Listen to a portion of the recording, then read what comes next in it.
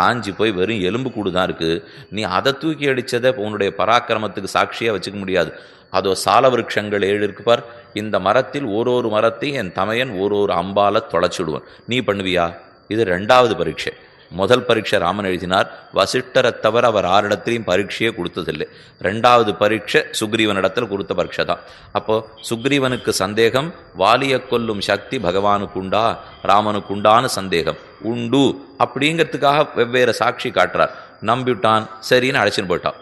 இப்போ பெருமாள் அதே போல பெரியாழ்வார் பயப்பட்ட உடனே நினச்சிக்கிறார், ஓ நமக்கு சாட்சி உண்டா, நமக்கு சக்தி உண்டான்னு இவர் பார்க்குறார் போல் இருக்கு, உண்டுன்னு சொல்லுவோங்கிறதுக்காக முதல் பாசுரமே திருப்பல்லாண்டில் இருக்கோ இல்லையோ, பல்லாண்டு பல்லாண்டு பல்லாயிரத்தாண்டு பல கோடி 100,000 மல்லாண்ட திண்டோள் மணிவண்ணா உன் திருவடிகளுக்கு என்ன வந்துடுமோன்னு பல்லாண்டு பாடினார். பெருமாளுடனே காட்டுறார் மல் ஆண்ட திண்டோள், ஏன்னா திண்ணிய தோள் பாரும். இதை பார்த்துட்டு உங்கள் பயத்தை தீர்த்துக்கும்னா ஆழ்வார் 1 நிமிஷம் தோளை சேவிச்சார். ரொம்ப அழகான திருத்தோள்கள், எத்தனைக்கெத்தனை சக்தி இருக்கோ அத்தனைக்கத்தனை அழகு இருக்குது, எத்தனைக்கத்தனை அதுக்கு உறுதி இருக்கோ அத்தனைக்கத்தனை மென்மை இருக்குது. பார்த்தவர் ரொம்ப கலங்கி போட்டார். இந்த தோள் இருக்கவே தான் கண்ணனே எனக்கு பயமாக இருக்குது. வலிமையே இல்லாட்டா 6 சண்டைக்கு போகவே மாட்டான். இப்போ நம்மெல்லாம் ரொம்ப சாதுக்களாக இருக்கோம். ஏன் தெரியுமோ? சண்டை போடுற சக்தி இல்லை, இதனால சாதுக்களாக இருக்கும். சக்தி இருந்துட்டு சாதுவாக இருந்தால் தான் நிஜத்தில் சாதுவே தவிர நமக்கெல்லாம் சக்தியே இல்லை. ஆனால் 6 பேசினாலும் ஒன்றும் பதில் பேசுறது இல்லை, சும்மா இருந்துடுறோம். ஆனால் கண்ணனுக்கு தோள்களில் சக்தி இருக்கும் இல்லையோ. ஆழ்வார் பயப்பட்டார். இதனால தானே இந்திரருக்கு ஆபத்துன்னா உடனே ஓடுறேன், ருத்ரனுக்கு ஆபத்துன்னா உடனே ஓடுகிறாய். இந்த சக்தி பறைத்த தோள்கள் இல்லைன்னா நீ ஒன்றும் கவலையே இல்லாமல் வீட்டோடு இருந்திருப்பாயே. அப்போ உன் தின்தோளை காட்டினாய், தோல் வலிமையை கண்டேதான் எனக்கு பயமாக இருக்கிறது என்று பாடினார். பார்க்கடல்ல பகவானை சேனிச்சிருந்தார். மார்க்கண்டேயனும் கரியேன்னு பாசுரம். மார்க்கண்டேயன் சுற்றி வந்தார். கடல்ல பெருமான் சேனிச்சிருந்தார். கராரவிந்தேன பதாரவிந்தம் நுகாரவிந்தே வினிவேசயந்தம் வடச பத்திரஸ்ய புடேசயானம் பாலம் முகுந்தம் மனசாஸ்மராமி. சின்ன ஆளுல தடரில் கண்ணன் சேனிச்சிருக்கிறது மார்க்கண்டேயர் கிட்டக்க வந்து பார்த்தார். உருண்டு விழுந்துட்டா ஜலத்திலேருந்து எடுக்கிறது கூட ஆள் இல்லை. அவருக்கு தோணித்து, யார் இந்த சிறு குழந்தை படுத்துட்டு இருக்காரு, கிட்டக்க போய் நீர் ஆறுன்னு கேட்டார். கண்ணன் வாயை திறந்து தான் இன்னாருன்னு சொல்லணும்னா பாடசாலைக்கே போல குழந்தை 6ன்னு அறிமுகப்படுத்தி வச்சுக்கணுமா? பாரத்வாஜ கோத்திரா ஆபஸ்தம்ப சூத்திரா ஐதுஷாகாத்தியாய் அப்படின்னு சொல்ல முடியாது. சொல்லி மாரி அவருக்கு ஏது கோத்திரவும் சூத்திரவும். அதனால் சொல்லாமல் தன்னுடைய வலது கை காட்டி விரலால் இப்படி காட்டினாராம். கிட்டக்க போய் மார்க்கண்டேயர் பார்த்தார். ஓ திருமார்பு லக்ஷ்மியை காட்டி லக்ஷ்மிபதினு அடையாளம் சொல்லிக்கிறார் போல் இருக்கு. பெருமானுக்கு ஒரே அடையாளம் ஷியப்பதி காந்தஸ்தே புருஷோத்தமா பணிபதி சையாசனம் வாகனம் வேதாத்மா வேகேஸ்வரான்னுட்டு அந்த மார்க்கண்டேயர் பார்த்துட்டு பயம் தீர்ந்து போட்டார். ஓ ஷியப்பதி படுத்துட்டு இருக்கார், ஒன்றும் ஆபத்தில்லேன்னுட்டு அங்கே பயம் தொலைஞ்சு போச்சு இல்லையோ. ஆழ்வார் உள்ளத்தில் பயம் பிடிச்சுன்னு அவர் ரிஷி, அவ்வளவுதான் அவருக்கு பரிவு. ஆனால் நாங்கள்லாம் ரிஷிகள் அல்லர்கள். அவர்கள் ஸ்வப்பிரயத்தன லப்தமான ஞானம் படைச்சவா, தாங்கள் சமப்பட்டு தபஸிருந்து ஞான பக்தியை சம்பாதிச்சவா. ஆழ்வார்கள் அப்படி அல்லர்கள், மயர்வர மதிநலம் அருளப் பெற்றவர்கள் இல்லையோ. அதனால் பயம் இன்னும் அதிகமாக இருக்குது. பெருமானுக்கு என்ன வந்துடுமோ, கடலில் விழுந்துட்டா என்ன பண்ணுறதுன்னு பிரார்த்தித்தார். நீ இங்கே படுத்துக்காதே, நல்ல நிலமாக பார்த்து படுத்துக்கோ. கடலில் சேனிச்சுக்கவே தானே உருண்டு விழுந்துடாப்பல் இருக்குது. பெருமாள் சொன்னார், கவலைப்படாதீங்க, நீர் இங்கே வர வேண்டாம், திருக்கோளூருக்கும் திருப்புளிங்குடிக்கு வாரும். அந்த இடத்துல நிலத்தில் நன்னா சயனிச்சுட்டு இருக்கேன், நீர் கவலைப்படுறாப்புல ஒன்றும் இல்லை, ஆளரவமே இல்லை. இங்கேயானு 4 பேர் தேவர்கள்லாம் வந்து பிரார்த்திக்கிறா. கொடியார் மாட கோளூரகத்தும் புளிங்குடியன் மடியாதின்னே நீ துயில் மேவி மகிழ்ந்தது கான். இப்படி அப்படி திரும்பாமல் சயனித்து கொண்டிருக்கிறாய், சரி சேவிக்கிறேன். ஆழ்வார் அங்கே வந்தார். வரச்சே முதல்ல அவர் கண்ணில் ஒன்று பட்டுது பாருங்கோ. பார்த்த உடனே பயம். கொடியார் மாட கோளூராத்தும் உள்ள நுழையச்சே கொடி கருட கொடி நட்டு வச்சிருந்துதான். பார்த்த உடனே வாசல்லேருந்தே கூக்குரல் கூட்டார். இது ஏன் வச்சிருக்கு, இத்தை இறக்கிவிட்டு உள்ளே போய் சயனிச்சு கூடாதான்னார். இது இல்லாமல் நான் எங்கேயுமே சயனிக்கிறதே இல்லையா ஆழ்வீரே. எனக்கு கருடக்குடிங்கிறது கருட பொற்குடி சக்கரப்பட வானநாடயங் கார்முகில் வண்ணா என்று நம்மாழ்வார் வானமாமல பதிகத்தில் தெரிவித்தா போலே கருட புட்கொடிங்கிறது பெருமானுக்கு இன்றியமையாத அடையாளம். துவஜஸ்தம்பம் இல்லாத எங்கேயானு இருப்பாரா? ஆனால் துவஜஸ்தம்பம் இருந்தால் ஆழ்வாருக்கு என்ன பயம்னா, இது இங்கே இருக்குது, அதனால உள்ள திருமால் சயனிச்சுருக்காருன்னு எங்கேயோ இருக்கிற ஹிரண்ய கசிபுவுக்கு இது காட்டி கொடுத்துரும் போல் இருக்கே. கொடியை கீழே இறக்கிட்டு படுத்திருந்தியானா உள்ள நீ இல்லேன்னு நினச்சிப்பானோ இல்லையோ. இந்த கொடி இருக்கிறதுனாலேயே அசுர ராட்சசர்கள்லாம் வந்துருவா போல் இருக்கே, அதை இறக்கிவிடும். கொடியார் மாட கோளூரகத்தும் புளிங்குடியன் மடியாதின்னே நீ துயில் மேவி. பெருமான் பார்த்தார், இவர் பயத்தை தீர்த்து நம்மால் ஆகாது, நாம் எத்த சொன்னால் அதுக்கு பயப்படுறார். இந்த லோகத்தை வச்சுட்டு விட்டுட்டு இவர் அந்த லோகத்துக்கு அழைச்சின்னு பட வேண்டியதுதான். அவ்வளவுதான் இவர் பயம் தீர்க்கிறதுக்கு ஒரே வழியே தவிர இங்கிருந்தா பயப்பட்டுட்டே இருப்பார். அந்த பெரியாழ்வாருடைய ஒரே செல்வ கொழுந்து தான் ஆண்டாள். ஆனால் அவர் எவ்வளவுக்கு எவ்வளவு பயப்பட்டிருப்பாரோ அதை விட 16 மடங்கு ஆண்டாள் பயப்படுவார். அவரும் பாடினார் பல்லாண்டு பல்லாண்டுன்னு. ஆனால் 6 தடவை ஒரு பாசுரத்தில் போற்றியா பாடினார். அது ஏற்பட்டது ஆண்டாள் ஒருத்திக்குத்தானே. அதனால தான் 5 குடிக்கு ஒரு சந்ததியாய் ஆழ்வார்கள் தம் செயலை விஞ்சி நிற்கும் தன்மையளாய். ஆழ்வார்கள் செய்து காட்டின மங்களாசாசனத்தை விட இன்னும் உயர்வு. அப்போ நாம் என்ன செய்யணும்? கோவிலுக்கு போகிறோமே, என்ன செய்ய வேண்டும்? நம்மளை ஒரு வார்த்தை கேட்டால் என்ன பதில் சொல்வீள்? தினப்படி போட்டு வந்துட்டுருப்போம், என்னென்னமோ பண்ணிட்டு இருப்போம். ஆனால் நீங்கள் செய்ய வேண்டியதென்னா நம்ம இடத்தில் கேட்டால் அனைவரும் சொல்ல வேண்டிய ஒரே பதில், மங்களாசாசனம் செய்ய போகிறோம். அதுதான் அடிமைத்தனக்கு தகுந்தது. பெரியாழ்வார் காட்டி கொடுத்தது, ஆண்டாள் காட்டி கொடுத்தபடி போய் நிற்போம், சேவிப்போம். உன் சேவடி செவ்வி திருக்காப்பு. பெருமாளும் காட்டினார், திருவடிக்கு நன்னா செவ்வி திருக்காப்புன்னு பாடினீர். மல்லாண்ட துண்டோட பார்த்தேன், ஆனாலும் திருப்தி இல்லை. ஏன்னா அதை கண்டே பயமாக இருக்குது. அடுத்து தான் பெருமாள் தன் திருமார்பை காட்டி மகாலட்சுமி உரைகின்ற இடம், இதிலிருந்தே எந்த கஷ்டமும் இல்லையே நீர் தெரிஞ்சுக்க வேண்டாமா? ஆழ்வார் அதை சேவிச்சார். ஓ, இந்த திருமார்பு கருப்பாக இருக்குது, அதுக்கு நடுவில் மின்னல் வெட்டினா போல பெரிய விராட்டியார் எழுந்தருள் இருக்கிறார். இந்த சகப்புக்கும் அந்த கருப்புக்கும் அந்த வர்ணத்தின் சேர்க்கையை பார்த்தாலே எனக்கு பயமாக இருக்கே. அது யாருடைய கண்ணச்சில் பட்டுடுமோ? இவள் இந்த திருமார்பை விட்டு பிரியாமல் இருக்கிறமே, வடிவாயனின் வலமார்பினில் வாழ்கின்ற மங்கையும் பல்லாண்டு. பெருமாள் அந்த பயத்தையும் போக்குவோங்கிறதுக்காக இப்படி வாரும். நீர் முன்னாடி நின்னா தான் இவளை பார்த்து பார்த்து அழகில் பயந்து போடுறீர். இப்படி வாரும். இந்த வலது கையில் சுதர்சன 6 சக்கரத்தை பிடிச்சுட்டு இருக்கேன், யார் வேணும்னாலும் முடிச்சிடுவார். நான் நினைத்த இடத்துல கருது போய் தன் செயல்களை முடிச்சுட்டு வந்துடுவார். அவரை சேவிச்சுக்கும். அதனால் நம்ம ரட்சிப்பதற்கு பரிகரங்கள் உண்டு, கருவிகள் கையில் இருக்கு, ஆயுதம் இருக்கு, கவலைப்பட வேண்டான்னார். பெருமான் கையில் சேவிச்சார். என்ன சுதர்சனார சக்கரம், 1000 சூரியர்களை ஒரு சேர எரித்தா போலே ஒளி. அந்த ஒளியில ஒன் திருமுகமண்டலம் ஒளி, அதுக்கு மேல திருவபிஷேகமும் கிரீட்டத்தினுடைய ஒளி, இந்த 3 ஒளிகளுக்கும் சேர்த்து திருமார்பில் இருக்கிற நாச்சியார் ஒளி. இவர் எங்க ஆயுதம் வெளியில போறது? இவர் உன் கையில சேர்ந்திருக்கிறத பார்த்து இன்னும் பயமாத்தான் இருக்கு. அப்போ அவ்வளவு அழகாக இருக்கிற சுதர்சனார சக்கரத்தை போய் நீ விட்டு பிரிஞ்சிருவியோன்னு எனக்கு பயமாக இருக்குன்னு. வடிவாயனின் வலமார்பனில் வாழ்கின்ற மங்கையும் பல்லாண்டு, வடிவார சோதி வலத்துறையும் சுடர் ஆழியும் பல்லாண்டு. அந்த கைகளை விட்டு சுடராழி பிரியாதிருக்கணுமேனு பயந்து போனார். ஆழ்வீர், நீர் சுதர்சன சக்கரத்தையும் பார்த்து பயப்படுவீன்னு எதிர்பார்க்கல. என்ன லோகத்துக்கே ஆபத்தை போக்குபவர் சுதர்சன ஆழ்வார், உமக்கு அதை கண்டும் பயமா? சரி, பின்னாடியா வாரும். இன்னும் பெருமாள் பின்னாடி அனுப்பிச்சு விட்டார். பின் போய் முதுகழக சேவித்தார். முன்னிலும் பின்னழகிய பெருமாள். பெருமானுக்கு முன்னழக காட்டிலும் பின்னழகுக்குத்தான் ஏற்றம். முன்னழகு நன்னாத்தான் இருக்கும், ஆனால் முன்னை விட பின்னழகு இன்னும் நன்னா இருக்கும் இல்லையோ? பெருமாளுக்கு நம்பெருமாளுக்கு கட்டியும் சொல்றா. விருதுகள்லாம் படிப்பர்கள். கஸ்தூரி நாமம் அழகிய பெருமாள், ஆபரணங்களுக்கு அழகு கொடுக்கும் பெருமாள், பதின்மர் பாடும் பெருமாள், முன்னிலும் பின்னழகிய பெருமாள். என்னது முன்னாடி நின்று விருது சொல்றது ரொம்ப ஆச்சரியமான ஒரு சேவை. பெருமாள் ஜெயவிஜயாள் துவாரத்திலேருந்து வெளியில் எழுறார் பாருங்க. அப்போ உடனே பக்கத்தில் இருக்கக்கூடியவர்கள் வேத்திரபாணிகள்னு அவளுக்கு பேர். நீண்ட தங்கத்தடி வெள்ளித்தடி எல்லாம் பிடிச்சிருக்காளோ இல்லையோ, வவுச்சல்ங்கிற மாலையை கையில் வச்சுருக்கிறவோ அவள் தான். எங்கே எந்த மரியாதை நடக்கணும்னாலும் மாலை எடுத்து கொடுக்க வேண்டியவா. இவர்களெல்லாம் ராமானுஜர் 10 கொத்து பரிவாரமாக பிரித்து இன்னென்ன கைங்கிறத்தில் இருங்கோன்னு கொடுத்தார். அவர்கள் வெளியில் வருவா. பெருமாள் இப்படி எழுவர். மணியக்கார சுவாமி குறுக்க வந்து சேவிச்சுட்டு அந்த பக்கம் போயிடுவர்.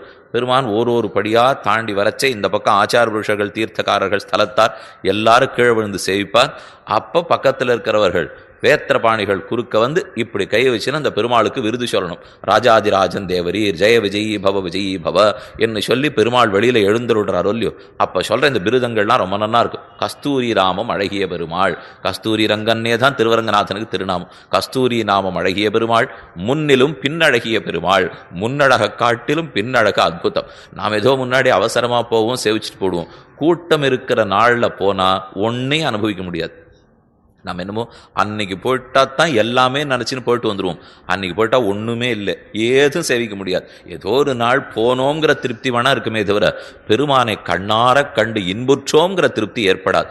நிதானமாக ஏதும் இல்லை. ஒரு அமாவாசை புறப்பாடு, மாசப்பிரவேசம் புறப்பாடு இருந்ததுன்னா 6 இருக்க மாட்டா, ஊர்க்காரர்கள் இருப்பா, ஒரு 100 பேர் இருப்பா. அன்னைக்கு நம்ம போய் பக்கத்தில் நின்று சேவிச்சோம்னா, ஓ முன்னாடி இப்படி எழுதிருக்கார், பின்னாடி இப்படி எழுந்துள்ளிருக்கிறார். பெருமானுடைய திருக்கையை சேவிச்சா பிரயோக சக்கரம் மாட்டம் பிடிச்சிருக்காரோ இல்லையோ. ஆனால் நம்பெருமாளுக்கு பிரயோக சக்கரம் கிடையாது, அவருக்கு சாமானிய சக்கரம் தான். இப்படி தான் சக்கரம் இருந்தது. ஆனால் பல்லாண்டுகளுக்கு முன்பாக பெருமான் கோணவையாளி உற்சவத்தும் போது ஒரு பக்கம் சாஞ்சு விட்டார். குணவையாளி உற்சவங்கிறது குதிரை வாகனத்தோட வேகமாக எழுந்துருளி சக்கர சுத்தமாக சுற்றி சுற்றி சேவை சாதிக்கிற உற்சவம். ரொம்ப ஆச்சரியமாக இருக்கும். கிழச்சித்திர வீதி முன்னையிலே கோரசத்துக்கு இந்த பக்கத்தில் அந்த உற்சவம் நடக்கிறச்சே பார்க்குறதுக்கே நமக்கு ரொம்ப இது நிஜமாவே பெரியாழ்வார் பல்லாண்டு பாட வேண்டியது தானா. ஏன்னா அவர் போகிற வேகத்தை பார்த்தா சக்கர மாட்டம் குதிரை வாகனத்தோடு இப்படி முக்கா சுற்றுவர். அதே வேகத்தில் திரும்ப சுற்றிட்டு 100 அடி போவர். திரும்ப இந்த பக்கமாக முக்கா சுற்றுவர். அதே வேகத்தோட திரும்ப சுற்றிட்டு 100 அடி போவர். என்னமா முன்னும் பின்னும் எழுந்துருளுகிறார்னு நமக்கு தோணும். அப்படி போகிற சமயத்துக்கு சட்டென்று ஒரு பக்கம் சாஞ்சு விட்டார் பெருமாள். அதனால் பட்டு சக்கராயுதம் திரும்பினா போல இருக்கிறதே தவிர பிரயோக சக்கரம்னு எந்த புராணத்திலையும் கிடையாது.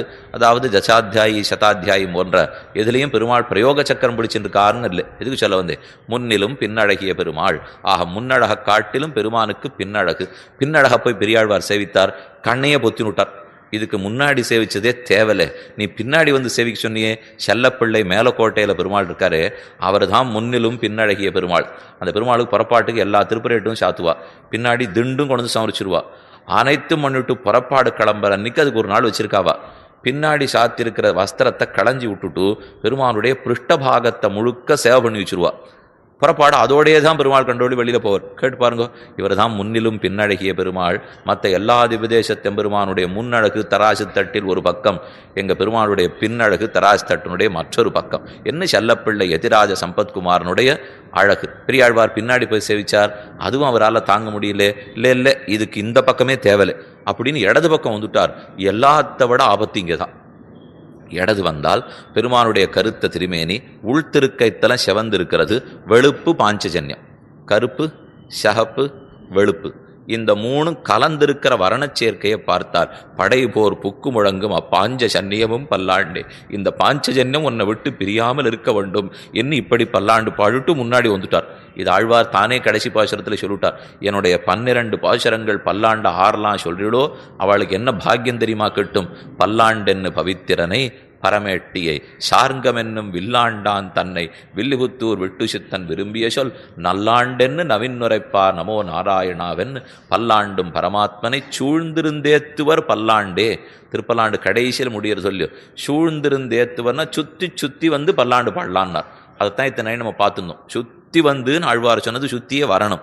முன்னாடி நின்று சேவிக்கணும், அப்புறம் பிராட்டியை சேவிச்சுக்கணும். வலது பக்கம் போய் சுதர்சன சக்கரம், பின்பக்கத்தில் போய் பெருமானுடைய முதுகின் அழகு, இந்த பக்கத்தில் வந்தா சங்கத்தினுடைய அழகு, திரும்ப முன்னாடி வந்தா பிராட்டியினுடைய அழகு. பொறும்னா இது நம்மால முடியாது என்கிற அளவுக்கு பல்லாண்டு பாடுகிறாரோ இல்லையோ. இப்படி பாடுபவன் தான் பரமபக்தன் பரமபாகவதன். ஒரு வைஷ்ணவனுக்கு இருக்கிற முக்கிய கடமை பெருமானுக்கு என் வந்து விடுமோன்னு நொந்து வயிறு பிடித்து பல்லாண்டு பாடுதல். இதைத்தான் பெரியாழ்வார் சொல்லிட்டு போனார். சொன்ன வழி மாறாமல் முன் சொல்லுவதை பின் சொல்லக்கூடிய ஆண்டாள் முன்னோர் மொழி இந்த முறை தப்பாமல் கேட்டு பின்னோர்ந்து தாமதனை பேசிய பாசுரம் இப்பாசுரம். அன்று இவ்வுலகமளந்தாய் அடிபோற்றி தென்னங்கு தென்னலங்க செத்தாய் திரள் போற்றி பொன்னச் சகடமுதைத்தாய் புகழ் போற்றி. உலகளந்த பெருமாள், உலகளந்த பெருமாளாக காஞ்சிபுரத்தில் இன்றைக்கி பெருமாள் சேவை சாதிக்கிறார். ரொம்ப ஆச்சரியமான திவ்யதேசம், பெரிய திவ்யதேசம். பெரிய திவ்யதேசம்னா உலகளந்தார்னா உலகளந்தே காட்டின்னு இருக்கார். சில இடத்தெல்லாம் சின்ன திருமேனியோடைய திருவிக்கிரம பெருமாள் இருந்துருவார். ஆனால் இவர் உலகளந்திருக்கிறபடியாலே நிஜமான பெரிய திருமேனியோடே அடியார்கள் ஆசை கொண்டு சேவிக்கிற அளவுக்கு எழுந்துருளி உள்ளார். அன்று இவ்வுலகமளந்தாய் அடிபோற்றி. பாசுர வியாக்கியானத்தில் பெரியவாச்சான்பள்ளி நாயனார் எழுதியிருக்கிறது தான் ஆச்சரியமான அர்த்தம். திருவிக்கிரமாவதாரத்தை ஆறார் எப்பப்படி அனுபவிச்சிருக்கான்னு சொல்கிறார். ராமாவதாரத்தை ஆறார் எப்பப்படி அனுபவிச்சிருக்காருன்னு சொல்றார். ஆனால் இப்படியெல்லாம் அனுபவிச்சுட்டாலேன்னு ஆண்டாள் வருத்தப்படுறாருன்னு சொல்றார். ஒத்தொத்தர் எப்படி அனுபவிச்சிருக்கிறதா சொல்றார். சொல்லிட்டு இப்படி போய் அனுபவிச்சா இப்படி போய் அனுபவிச்சா இப்படி போய் அனுபவிச்சாலே இன்னும் வருத்தப்படுறாளாம். சுவாமி ஆழ்வாராச்சாரியர்கள் திருவிக்கிரமணி ராமன் அனுபவிச்சா இவளுக்கு என்னன்னா அவர் எப்படி அனுபவிச்சாங்கிறதான் இவளுக்கு கவலை. ஏனெனில் ஒத்தொத்தர் அவனை ரட்சிக்கணும்னு பிரார்த்திக்கிறா. அழகுக்கு தோற்று தூது விட்டிருக்கிறார்கள். நீயே முழுமுதற் கடவுள்னு ஸ்தாபித்திருக்கிறார்கள். காமத்தாலே அணைக்க வேணும்னு ஆசைப்பட்டிருக்கிறார்கள். ஊடி இருக்கிறார்கள். இத்தனையும் பண்றாளே தவிர பல்லாண்டுன்னு ஒத்தரை சொல்ல மாட்டேங்கிறாளே. இது இத்தனை செயலையும் யார் எப்பப்படி அனுபவித்திருக்கிறார்களோ எல்லாத்தையும் சொன்னார். இன்னார் இப்பப்படி அனுபவிச்சிருக்கார் சொல்லிட்டு இதெல்லாம் நன்னா இருக்கே தவிர ஏன் ஒத்தரானு மனமிறங்கி உன் திருவடிகளுக்கு காப்புன்னு சொல்ல மறுக்கிறார்களே. அப்படி என்ன நடந்ததுன்னு மட்டும் ஒரு 2-3 இடம் தெரிவிக்கிறேன். அன்று இவ்வுலகம் அளந்தாய் அடி போற்றி. உலகத்தை தாவி அளந்தான், ஒன்மிதியில் புனருருவி ஒருகால் நிற்ப ஒருகாலும் காமரிசீர் அவனுள்ள தென்மதியும் கடந்த அண்டமீது போகி. திருவிக்கிரமாவதாரம் ஒரு ஆழ்வார் சாதித்தார், மதியினால் குரல் மானாய் உலகிறந்த கள்வர்க்கு. கள்வன் மதியினால் குரல் மானாய், நல்ல புத்தி, நல்ல சாமர்த்தியம், எவ்வளவு சாதுரியம், சிறு வடிவத்தை எடுத்துட்டு அந்த சின்ன காலாலே 3 அடி கேட்டு அதை வஞ்சித்து ஏமாற்றி பெரிய காலாலே அளந்து நல்ல சாமர்த்தியம் அப்படின்னு ஒரு ஆழ்வார் மதியினால் குரல் மாளாய், தன்னுடைய புத்தி சாமர்த்தியத்தாலே குரல் மானாய் சிறு வடிவத்தை எடுத்துக்கொண்டார். உலகிறந்த கள்வர்க்கு, உலகத்தையெல்லாம் இறந்தார்னா பிரார்த்தித்தார்னு அர்த்தம், பிச்சை எடுத்தார்னு அர்த்தம். புறத்தாழ்வான் தெரிவித்தார், துவன் நிர்மிதா ஜடரகாச்ச தவத் திரிலோகி கிம் பிக்ஷணாதி அமிர்தே பவதாதுராபா. ஆச்சரியமா இருக்கே, உன்னுடைய வயிற்றுக்குள்ளதான் இந்த மூவுலகம் பிரளயத்தின் போது இருந்துதான், உன்னிடத்திலிருந்து தான் எல்லாமே பிறந்துதான். துவன் நிர்மிதா ஜடரகாச்ச தவத் திரிலோகி, உன்னால் படைக்கப்பட்டது. மகாப்பிரளயத்து முடிஞ்ச பற்பரம் படைச்சதே நீதான். அது நடுவில் இருக்கிற பிரளயத்தும் போது தண்ணீர்லேருந்து காப்பாற்ற வயிற்றுக்குள்ள வச்சுன்றதே நீதான். அப்படி இருக்கிறச்சே அந்த லோகத்தை பிச்சை எடுக்கிறத தவிர வாங்கறதுக்கு வேற வழி இல்லையோ? இப்படின்னா குத்தலா கேட்கிறார்னு அர்த்தம். உன் வயிற்றுக்குள்ள இருந்த லோகம், ஒன்னால படைக்கப்பட்ட லோகம், இந்த லோகத்தை ஒன்றும் தெரியாதவன் ஆட்டம் குள்ள வடிவு எடுத்துக்கணுமாம், போய் பிரார்த்திக்கணுமா, அவர் கமண்டலு தீர்த்தத்தோட கொடுப்பறான், அப்புறம் வளருவரான். இது என்னன்னு எனக்கு தெரியலையே, வெறும் புத்திசாலித்தனம். இவ்வளவுதான் நான் சொல்லுவேனே தவிர. அதனால மதியினால் குரல் மாளாய் உலகிறந்த கள்வர்க்கு, கண்ணன் பண்ணின செயலை பார்த்து திருவடிகளுக்கு பல்லாண்டு பாட காணோம். என்னமோ புத்திசாலித்தனம்னு கொண்டாடிட்டு இருக்காரே ஒரு ஆழ்வார். மதியினால் குரல் மானாய் உலகிறந்த கள்வர்க்கு என்ன ஆங்கு பாசுரம். திருவங்கியாழ்வார் சாதித்தார், பூங்கோவலூர் தொழுதும் போது நெஞ்சே. வேதத்தை, அதாவது பெருமானை பற்றி சாஸ்திரங்கள் எல்லாம் சொல்ல சாஸ்திர சாரமான திருமந்திரம் சொல்லுகிறது. திருமந்திரத்தாலே திருவங்கியாழ்வார் பெருமானை தரிசித்து கொள்ளலாம்னு தன் நெஞ்சுக்கு சொல்லிருக்கார். மந்திரத்தை மந்திரத்தால் மறவாதென்னும் வாழ்தியேல் வாழலாம் அடநெஞ்சமே. திருமந்திரார்த்தத்தை மனசே நன்னா புரிஞ்சுக்கோ. ஓம் நமோ நாராயணாயா 8 எழுத்து 3 பதங்கள், அதன் அர்த்தங்களை நன்கு அனுபவின்னு ஆழ்வார் நெஞ்சுக்கு சொன்னார். அதுல என்னென்ன அர்த்தம் இருக்குன்னு நெஞ்சு கேட்டுது. திருமங்கி ஆழ்வார் நெஞ்சுக்கு பதில் சொல்றார், திருக்கண்ணவன சபரி பெருமாள்கிட்ட கேட்டுண்டுமே, திருநறையூர் நம்பி நடத்துல கேட்டுண்டுமே, அதெல்லாம் உமக்கு ஞாபகம் இல்லையா? இன்னொரு தினம் சொல்லுமே, கேட்டுக்கிறேன் அப்படின்னு நெஞ்சு சொல்லித்து ஆழ்வார் சொன்னார், அகாரம் மகாரம் உகாரம் 3 எழுத்து இருக்கு, கீழே சொல்லியிருக்கேன், ஞாபகம் மட்டும் படுத்திங்கோ. ஓம்ங்கிற பிரணவத்தில் மா என்னும் எழுத்தாலே தேகத்தை காட்டிலும் ஆத்மா வேறுபட்டவன்னு புரிஞ்சுக்கிறோம். மனஜானே மன அவபோதனேன்னு தாத்து. அதனால அச்சித்தத்துவம் அறிவற்ற தேகத்தை காட்டிலும் ஆத்மா வேறுபட்டவன். அப்ப தேகாத்மாபிமானம் குற்றம் அது இல்லை அப்படின்னு மகாரத்தால தெரிஞ்சுக்கிறோம். சரி சுவாமி, தேகத்தை காட்டிலும் ஆத்மா வேறுபட்டவர் தான், ஆனா ஆத்மா ஸ்வதந்திரங்கிற குற்றம் வரும். இல்லை, ஆவுக்கு மேல ஆயங்கிற சதுர்த்தி விபக்தி ஏறி கழிந்ததுன்னு பார்த்தோம் இல்லையோ. அகாரத்தாலும் ஆயங்கிற சதுர்த்தியாலும் சேஷன் ஜீவாத்மா, ஸ்வதந்திரன் அல்லன், அடிம ஜீவாத்மான்னு 2வது அர்த்தம் புரிஞ்சுட்டோம். அடிம ஜீவாத்மா யாருக்கு? செவ்வாய்க்கிழமையானா இவருக்கு, வெள்ளிக்கிழமையானா அவருக்கு, ஞாயிற்றுக்கிழமையானா அவருக்கா? இது 3வது சந்தேகம் வந்துடும் இல்லையோ. இல்லை, அகாரவாச்சனான பரமாத்மாவுக்கு அடிமை மட்டுமல்ல, பரமாத்மாவுக்கே அடிமை. என் உகாரஹா அனன்யார்கம் நியமயதி சம்பந்தம் அனையோ. பராசர பட்டர் அஷ்டஸ்லோகியில் தெரிவித்தா போலே நடுவில் இருக்கிற ஊ என்னும் எழுத்து அவனுக்கே அடிமை, மற்ற பேருக்கு அடிமை அல்ல. என்ன அன்னசேஷத்துவத்தை ஒழிக்கும். சரி, நான் தேகத்தை காட்டிலும் விலக்ஷணன்னு தெரிஞ்சுட்டேன், சுதந்திரன் அல்ல அடிமைன்னு தெரிஞ்சுட்டேன், மற்றாருக்கும் அடிமை அல்லன் பகவானுக்கு அடிமைன்னு தெரிஞ்சுனுட்டேன். ஆர் என்ன ரட்சிக்க போகிறார்கள் என்று சந்தேகம் வந்தது. அவ ரக்ஷணேன்னு தாத்து, ரட்சிக்கையே சுவாவமாக கொண்ட ஸ்ரீமன் நாராயணனே ரட்சிப்பன். இதெல்லாத்தையும் ஓங்காரத்திலேருந்து தெரிஞ்சுட்டோம். சரி, பகவான் தான் ரக்ஷகன், பகவான் தான் சேஷின்னு தெரிஞ்சுட்டேன். நான் ஆற உபாயமாக பற்ற வேண்டும்? மோட்சத்துக்கு போன உபாயமாறு நமஹா, நீ அல்ல, உன் முயற்சி அல்ல, பெருமானுடைய திருவடிகள் தான். மகா ந எனக்கு நான் அல்லேன், நான் உன்னுடையவன், ஆக சரணமே நீதான் என அனன்யார்க சரணத்துவத்தை தெரிவித்துக் கொண்டார். அடுத்தது 3வது நாராயணாய, அதிலிருந்து எல்லா உறவும் பகவான். நாரங்களுக்கெல்லாம் அயனம்னு சொன்னால் ஆபாச பந்துக்கள் அல்லர், பெருமானே பந்து. ஐஸ்வர்ய கைவல்யம் பிரயோஜனாந்தர அனுபவம் அல்ல, பகவத் அனுபவமே கைங்கரியமே அனுபவம் என்று நாராயணாயாலேருந்து தெரிஞ்சுட்டோம். அப்ப இந்த திருமந்திரத்திலேருந்து நாம தெரிஞ்சுக்கிறது என்ன? இது வரைக்கும் கொஞ்சம் அவசியம் ஞாபகம் வச்சுங்கோ. தேக விலக்ஷணன் ஜீவாத்மா, ஸ்வதந்திரன் அல்ல ஜீவாத்மா, சேஷத்துவம் உடையவன், ஆருக்குமல்ல பகவத் சேஷபூதன் ஜீவாத்மா. இதுவரை தெரிந்து கொள்ள வேண்டும். அடுத்தது, வேற ஆரையும் உபாயமாக பற்றக்கூடியவன் அல்லன், பகவானே உபாயம். இது நமஹால் தெரிஞ்சுக்கிறது. நம் முயற்சியால் மோட்சம் அல்ல, அவன் முயற்சியால் அனுகிரகத்தால் மோட்சம். இதுவும் நம்ம சப்தத்தால் தெரிஞ்சுக்கிறது. நாராயணாய மற்ற பந்துக்கள் அல்லர்கள், பெருமானே பந்து நாரங்களுக்கு அயனமானபடியால். மற்ற அனுபவம் அல்ல, பகவத் அனுபவமே அனுபவம். ஆய நாராயணாயன்னு கைங்கரியம் பிரார்த்திக்கிறோமோ இல்லையோ, அது தெரிஞ்சிட்டோம். ஆக மொத்தம் 7 அர்த்தங்கள். துளங்கு நீள்முடி அரசரதம் குறிசில் தொண்டமன்னவன் திண்டிரல் ஒருவர்க்கு உளங்கொள் அன்பினோடு அங்கொடு நாழிகை 7உடன் இருப்ப வளங்கொள் மந்திரத்தை திருவங்கியாழ்வார் சாதிக்கிறார். தொண்டமான் சக்கரவர்த்திக்கு திருவேங்கடமுடையான் 7 அர்த்தங்களை திருமந்திரத்தின் செழும்பொருளாக தெரிவித்தான். இவ்7 அர்த்தங்கள் இந்த ஏழைன்னா இப்போ திருவங்கியாழ்வார் தன் நெஞ்சுக்கு சொல்லிட்டு இருக்கார். நன்னா ஞாபகம் வச்சுக்கோ, திருமந்திரத்தை மனசில் விட்டு மறந்துடாதே, அதை வச்சுன்னு மந்திரத்தை மந்திரத்தால் மறவாதென்னும் வாழ்த்தியேல். மந்திர சப்தவாச்சியனான பகவான், மந்திரங்கிற சொல்லே பெருமாளை குறிக்கும். மந்திரங்கிறது நாம் சொல்லிட்டு இருக்கிற மந்திரத்தையும் குறிக்கும். மந்திரங்கிறது பகவானுக்கே திருநாம். ஏன்னா மந்தாரன் திராயத்தேதி மந்திரா, சொல்லுபவனை காக்கும், நினைப்பவனை காக்கும். அதனால் மந்திரம்னு பெருமானுக்கே பேர். நாம் சொல்லும் மந்திரத்துக்கு மந்திரம்னு பேர். அப்போ திருமந்திரத்தாலே மந்திரமான பகவானை மறக்காமல் வாழ்வாய் என்ன நெஞ்சுக்கு சொன்னார். திருமந்திரத்தில் என்ன அர்த்தம் இருக்குன்னு நெஞ்சு கேட்டது. இந்த 7 இருக்குன்னுட்டார். இப்போ நெஞ்சுக்கு நமக்கு புரியாதா போல அதுக்கும் புரியல. அது சொல்லித்து நன்னத்தான் இருக்குது. நீர் சொன்னது ஏதோ ஆ சொன்னீர், ஆயா சொன்னீர், ஊ சொன்னீர், மா சொன்னீர், நமஹா சொன்னீர். இதெல்லாம் ஏதோ அப்படி ஆகாசத்தில் இருக்க ஆப்பில் இருக்கே தவிர இந்த இடத்த விட்டு தாண்டினா மறந்து படும் போல் இருக்கே. எங்களுக்கு எல்லாமே பிரத்யட்சமாக காட்டினா தான் புரியும். இந்த புத்திக்கு வேலையே கொடுக்காதீங்க. கண்ணுக்கு அதுக்கு வேலை கூட நாங்கள் நன்னாவே செய்கிறோம். ஆனால் மனசு நினைக்கணும், தியானம், புத்தி அதெல்லாம் சொன்னாலே மக்களுக்கு ரொம்பவே கஷ்டம். இந்த பெருமாளுக்கு பூ தொடுக்கணும் வாங்கோன்னா உடனே 100 பேர் தயாராக வந்துடுவா. இந்த இடத்துல இருக்கிற புல்லெல்லாம் பிடுங்கி எல்லாத்தையும் சமன்படுத்தணும் வாங்கோன்னா 200 பேர் வந்துடுவா. அதே ராமச்சந்திரனுடைய கல்யாண குணங்கள் எதுன்னு வேதாந்தம் எப்படி சொல்லியிருக்கோ அப்படி சொல்கிறேன் வாங்கோ அப்படின்னுட்டா சொல்கிறவர் தான் இருக்கணும்.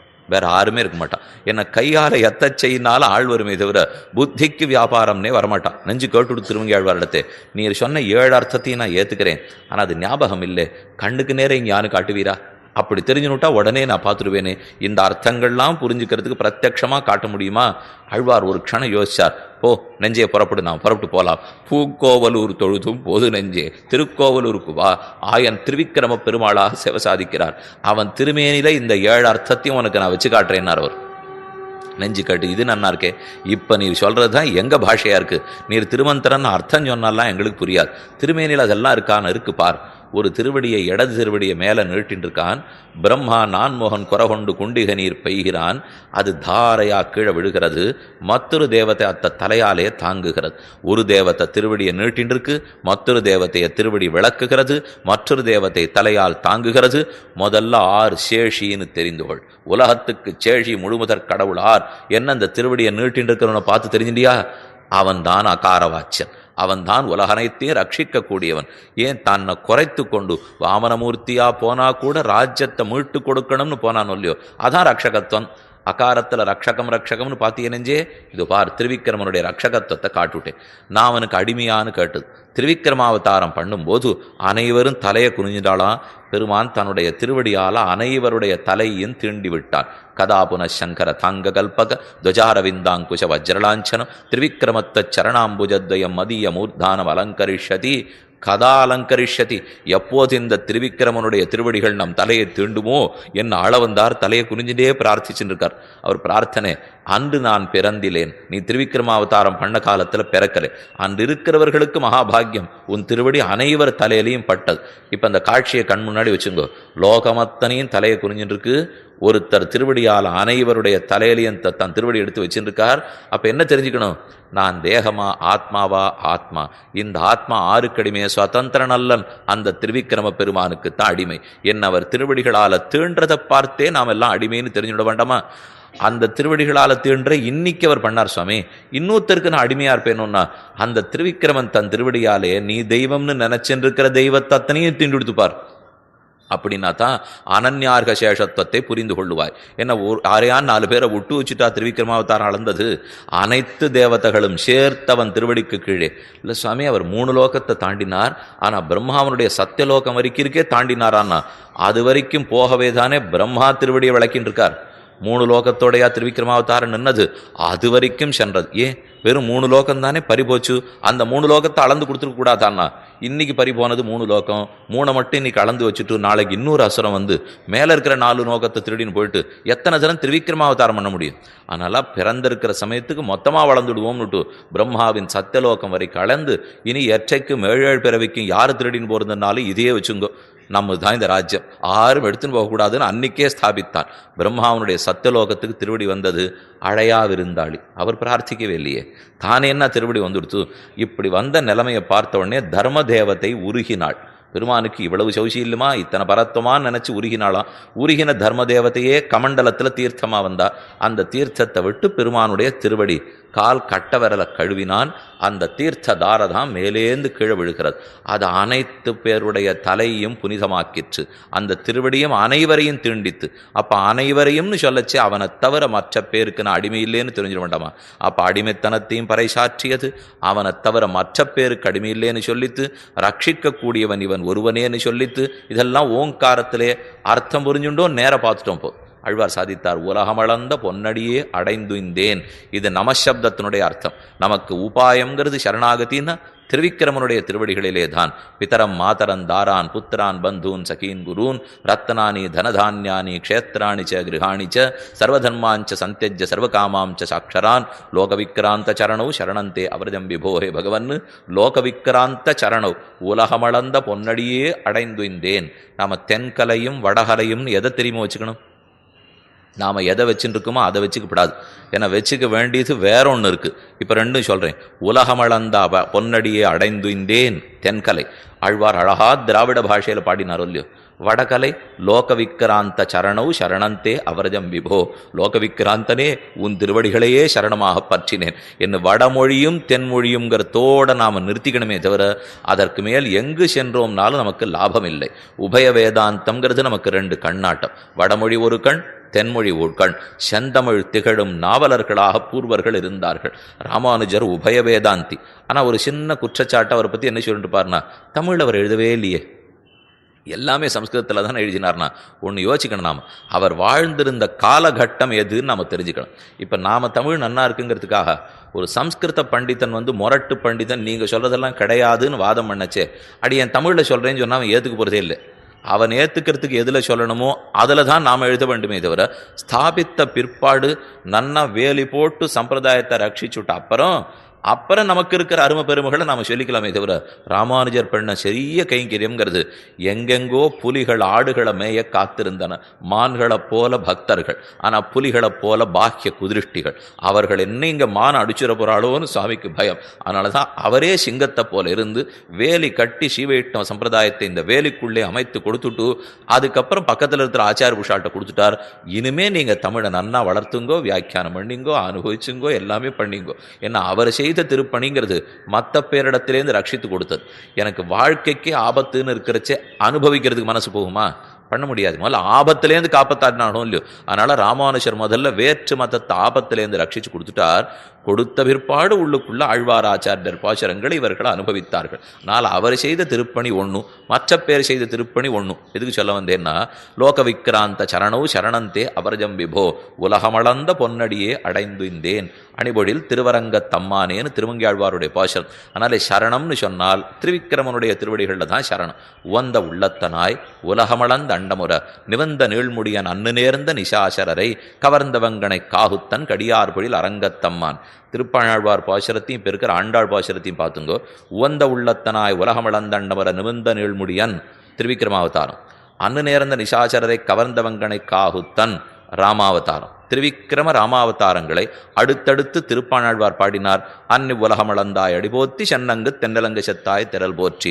திருவிக்கிர ராமாவதாரங்களை இவள் பாடினார். ஆனால் வித்தியாசம் முக்கியம். இப்போ அவர் பாடினார், என்னன்னு பாடினார்? ஒந்த உள்ளத்தனாய் உலகமளந்த உண்டர நிவந்த நீழ்முடியன் சரித்திரத்தை சொல்லிட்டு முடிச்சு விட்டார். அன்னு நேர்ந்த நிசாசரரை கவர்ந்த வெங்கனை காகுத்தன் சரித்திரத்தை சொல்லிட்டு முடிச்சுட்டார். ஆழ்வார் ஆண்டாள் வருத்தப்படுறார், சரித்திரம் சொல்றதுக்காக நாங்கள் பிறந்தோம், அதான் ரிஷிகள் சொல்லிட்டு போயிட்டாளே, சரித்திரத்தை சொல்லி என்ன வந்துருமோன்னு ஒரு போற்றி சொல்லாமல் போயிட்டாளோ இல்லையோ. அதனால பெருமானுடைய சரித்திரம் சொல்றது முக்கியமா, இல்லை நடந்ததற்காக பரிந்து நோக்கி பல்லாண்டு பாடுவது முக்கியமா? திருக்கோவலூருக்கே வருவோம். நமசப்தத்தாலே பெருமானே அனன்யார்க சரணன், அவன்தான் சரண்யன், நாம் அவன் திருவடிகளைத்தான் உபாயமாக பற்ற வேண்டும்னு காட்டி கொடுத்தார். மேலே நாராயணாய சகலவித பந்துவும் எம்பெருமான் தான். அவனே பந்துங்கிறது திருவிக்கிரமாவதாரத்தில் எப்படி தெரியுமா தெரியும்? ரொம்ப சுலபமாக தெரிஞ்சுடலாம். யாரும் பிரார்த்திக்காமல் இருக்க செய்தே பெருமான் தன் திருவடிகளால் அனைவரையும் தீண்டினாரோ இல்லையோ. இந்த குணம் யாருடைய குணம்? அடுக்கலையில் தாயார் வேலையாக இருந்தா, குழந்தை பிறந்த குழந்தை 1 வயசாகுது, இப்போ படுத்தும் தூங்கி போச்சு. 8 மணிக்கு குழந்தை தூங்கி படுது. தாயார் 10 மணிக்கு தான் வேலையெல்லாம் முடிச்சுட்டு வரணும். அதுக்குள்ளே குழந்தை தூங்கி போச்சு. தானே பக்கத்தில் வந்து முதுகலை கட்டுண்டு தாயார் படுத்துனுடுறா. குழந்தை எப்போவாவது நீ என்னை கட்டின்னு படுத்துக்கோன்னா கேட்டுது? அது கேட்கவே இல்லை, அது கேட்கவே தெரியாது. ஆனால் இவளா போய் கட்டிக்கிறா. சரி, அது கேட்க வேண்டாம் சுவாமி, கட்டின்ற பிற்பாடாவது முழிச்சுண்டு தாயே என்னை கட்டிண்டியே ரொம்ப சுகமாக இருக்குது அப்படின்னான்னு சொல்லிட்டு தூங்குமா? சொல்லாது. சரி, சுகமாக இருக்குன்னு சொல்ல வேண்டாம், தாயே கட்டிண்டியே